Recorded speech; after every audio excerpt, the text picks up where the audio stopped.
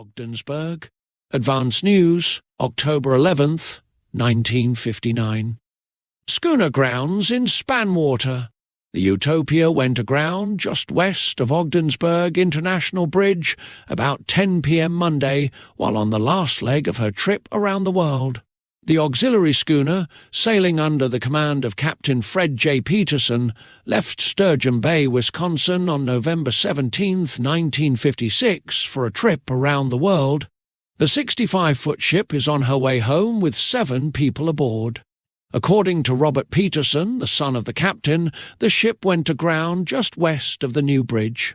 Captain John Atherton, skipper of the Coast Guard cutter White Lupine, went to the scooter's aid in the morning. The small powerboat off the Lupine carried the anchor from the Utopia, and the small ship came off under her own power. On the ship, besides the captain, were his son and daughter-in-law, who just went aboard 10 days ago. Mr. Peterson, Jr., has been operating his father's shipbuilding yard at Sturgeon Bay.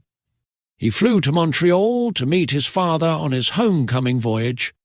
Others on the ship include Damayan Dunyawil from Ceylon, Wong Chin Chong, a 23-year-old from Malaya who speaks 7 different languages, Stephen Busas, a Hungarian who went aboard at Sydney, Nova Scotia, and Joseph Swafford, 25, from Silver Springs, Maryland, who was touring Europe on his own and joined the group at Barcelona, Spain. Before the visitors could come aboard at Ogdensburg, they had to be examined by a local doctor.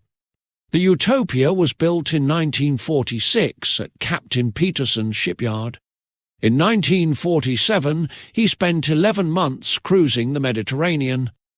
The world cruisers crossed the Atlantic on the way home in 13 days and 6 hours.